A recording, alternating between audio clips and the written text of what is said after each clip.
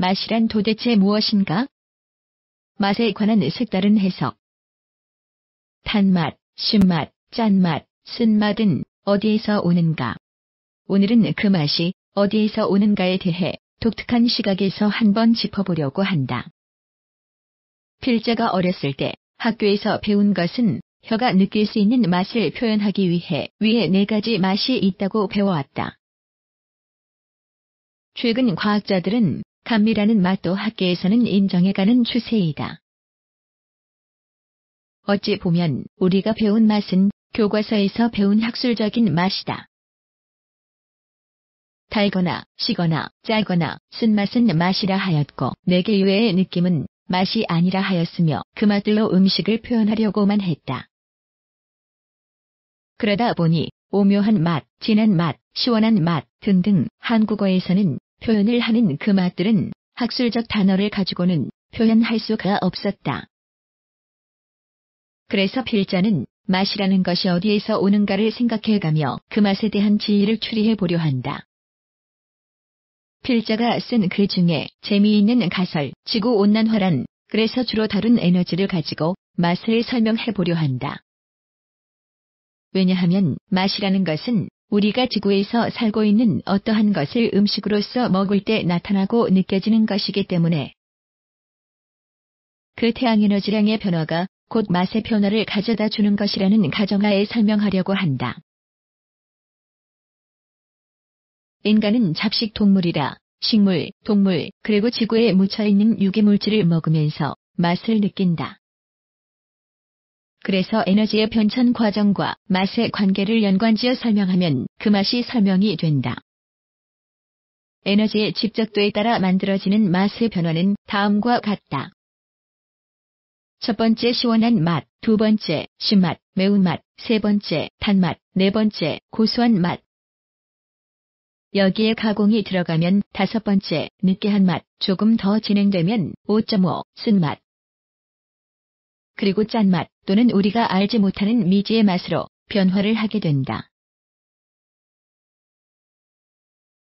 각 단계의 맛은 태양으로부터 온 에너지가 생태계의 먹이 사슬 과정을 거치며 차츰 응축되면서 맛이 변한다는 것이다. 필자가 생각하는 첫 번째 맛은 시원한 맛이다. 첫 번째, 시원한 맛. 시원한 맛은 주로 새싹 채소, 무, 배추, 토마토 등등 주로 어린 채소에서 나타나는 맛이다. 흔히 이 맛은 물기를 머금고 있는 싱싱한 야채를 먹을 때 주로 나타난다. 이 시원한 맛은 얼음과 같은 차가운 음식을 먹을 때 나타나는 맛이 아니라 한국 사람들이 좋아하는 그 깔끔하고 깨끗한 맛을 말한다. 싱싱한 야채를 먹을 때 나타나는 시원한 맛은 수분의 영향이지 않을까라고 생각하는 사람들도 있을 수 있으나 이 시원한 맛은 뜨거운 콩나물국, 무국 등을 먹을 때에서 보듯이 펄펄 끓는 물에서도 나타나는 속이 탁 트이는 듯한 맛이기 때문에 얼음의 차가움과는 다른 맛이다. 이 시원한 맛은 식물들이 태양에너지로부터 처음으로 에너지를 받아 그 에너지를 처음으로 집적하였을 때 나타나는 맛이다.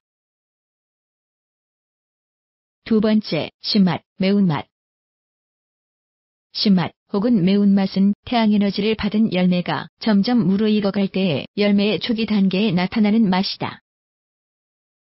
사과, 토마토, 자두 등등 채소나 과일이 점점 무르익어가면서 태양에너지를 열매에 집적시키는 과정에서 나타나는 맛으로 식물의 입장에서는 무르익지 않는 열매를 지키기 위한 수단으로 동물들이 싫어하는 맛을 띠지 않았을까 추측을 해볼 수 있는 맛이다. 신맛은 에너지가 어느 정도 집적되는 단계에서 발생한다.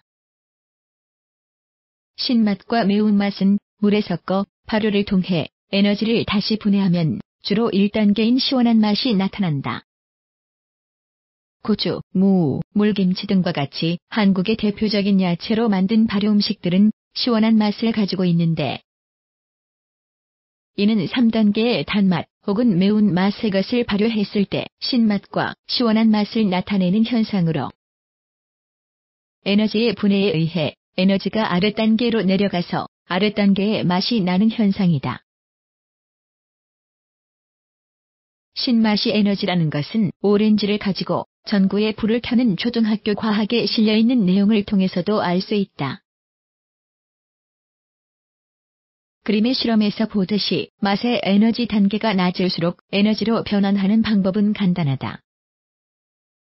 단맛은 박테리아에 의한 발효를 통해 신맛의 단계로 바뀌고 그 에너지를 체내의 무기물질을 통해 에너지로 바뀌고, 고소한 맛은 더 여러 단계의 방법을 통해 초기 태양으로 받은 에너지로 다시 환원받아 우리가 사용할 수 있는 에너지로 바꿀 수 있다. 사람들의 소화기관은 좀 더 복잡한 과정을 통해 신체에서 사용할 수 있는 에너지로 환원하여 사용하지 않을까 싶다. 그것이 발효의 과정이던 흡수 단계의 세포의 역할이던 간에 말이다. 세 번째, 단맛. 단맛은 사과, 딸기, 무, 배추 등등 식물에 의해 만들어질 수 있는 최고 단계의 맛이다. 식물은 햇볕 에너지를 받아서 에너지를 집적하여 하나의 열매를 만들어낸다. 그 열매는 후세를 위한 기초 영양분이 되기도 하지만 그 달콤함을 지닌 에너지를 동물에게 전달하여 에너지의 집적도를 다음 단계로 넘기기 위한 식물에서 만들어지는 최고치의 에너지 단계이다. 그래서 거의 모든 식물들은 열매를 맺었을 때 비로소 그 단맛을 가지게 된다. 이 단맛은 동물들이 가장 좋아하는 맛이기도 하다. 이는 단맛의 에너지가 사람이 사용하는데 가장 적합한 에너지이기 때문이다. 사람의 뇌는 포도당만을 에너지로 사용하고 있다.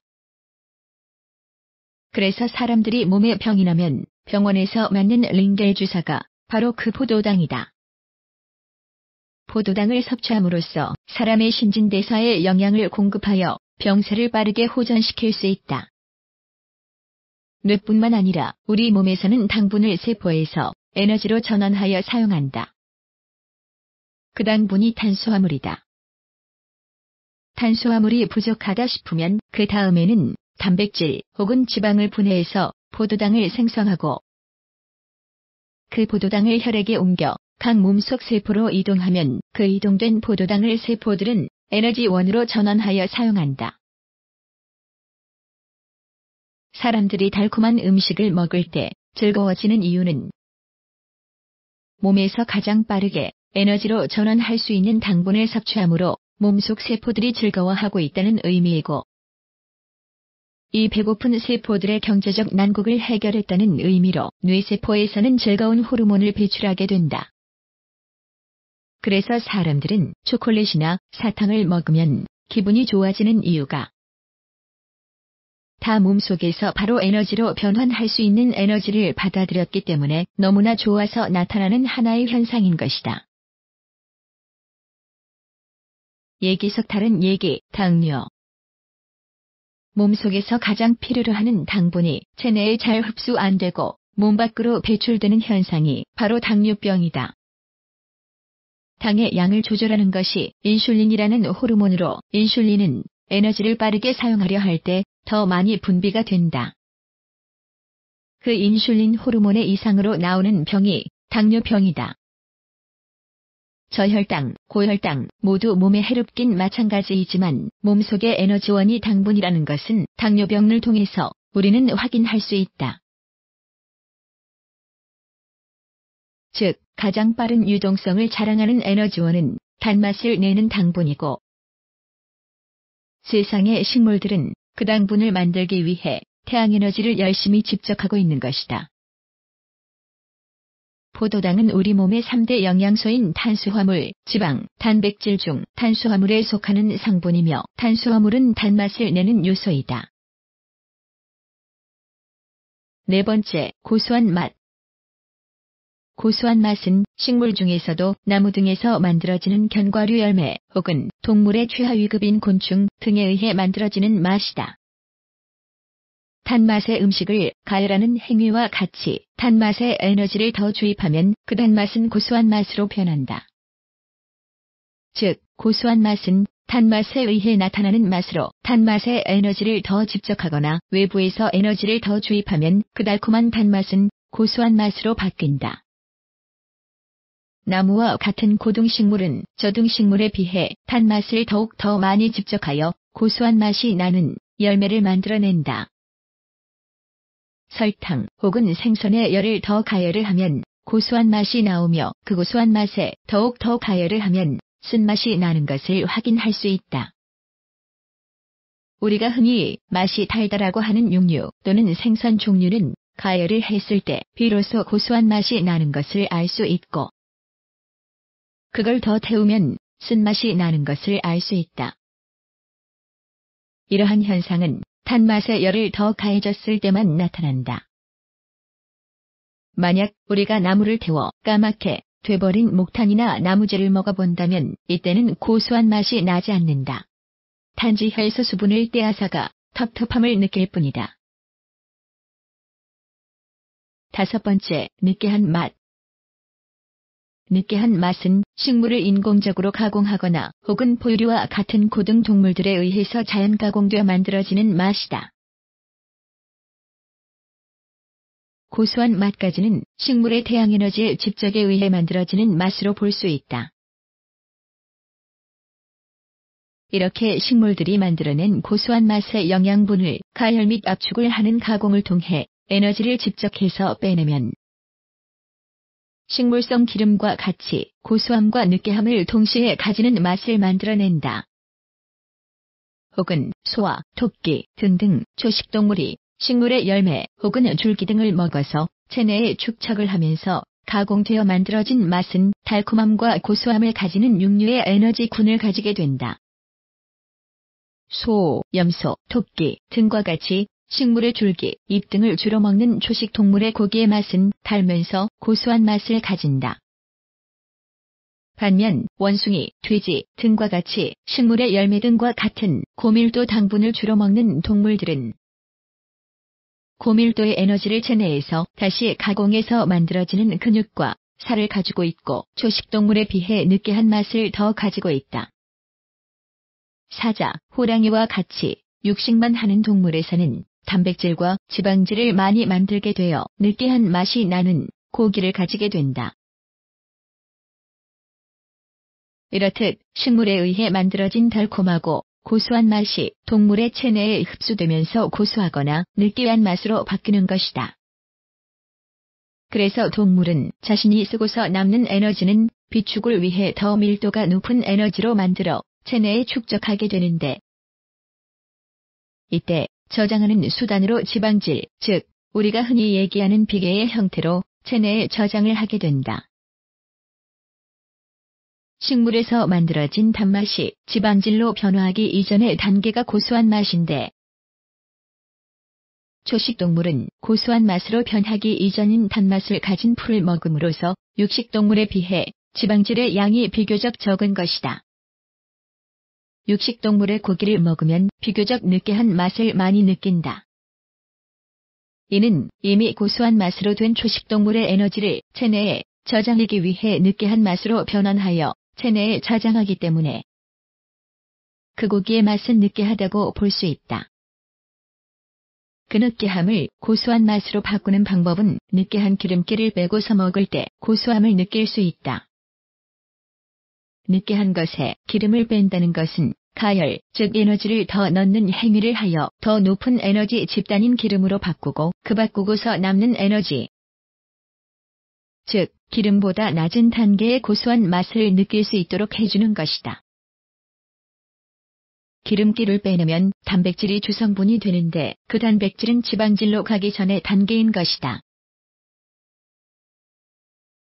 탄수화물, 단백질, 지방의 상관관계를 알아보기 위해서는 모영양사님의 블로그를 참조하기로 하겠습니다.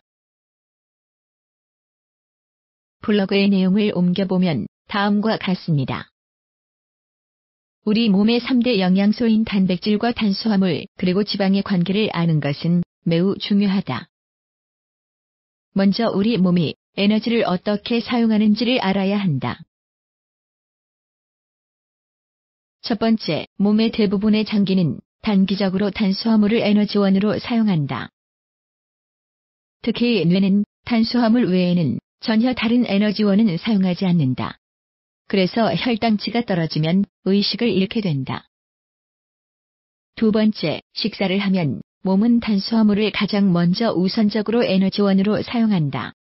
그리고 음식물이 들어오지 않으면 단백질과 지방을 사용하게 된다.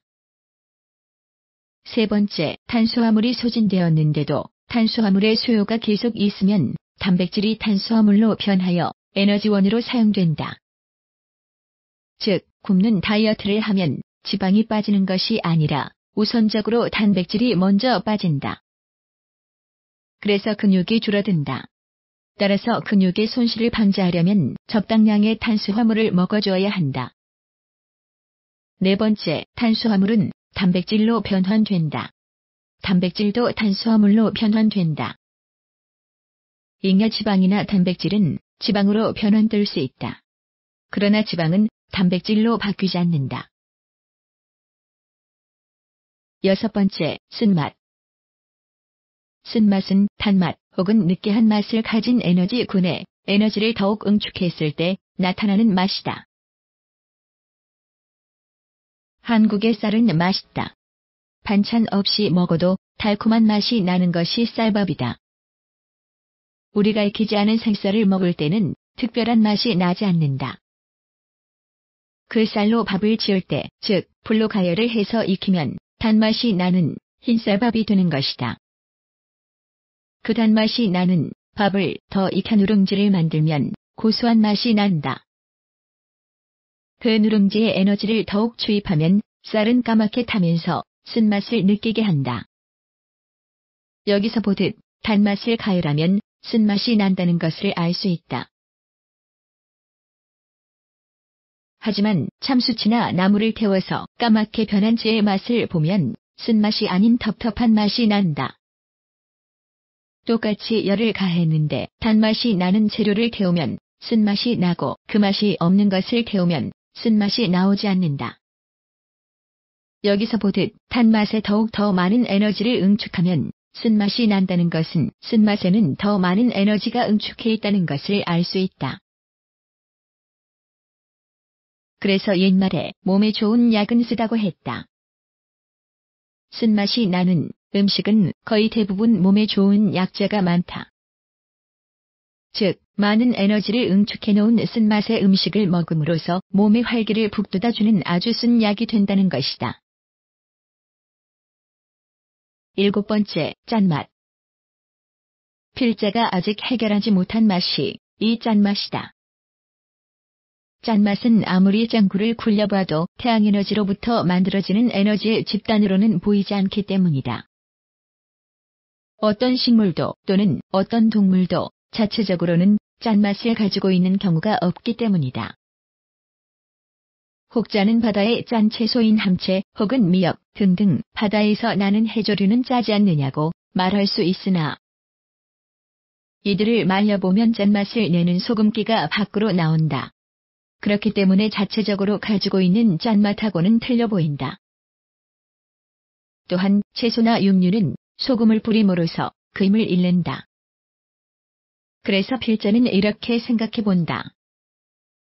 짠맛은 에너지에 의해서 만들어지는 것이 아니라 태양으로부터 만들어지는 에너지 집단을 분해해서 다시 우리 몸에 필요한 에너지로 만드는 과정에 필요한 재료가 아닌가 한다.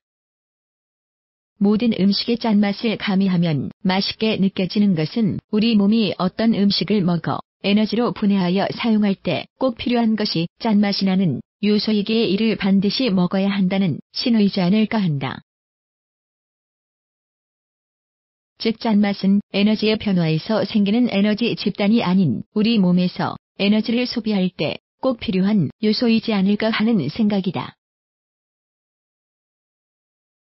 이렇게 에너지를 변환하여 저장을 한 맛들은 어떻게 변하게 되는지는 필자의 다른 글.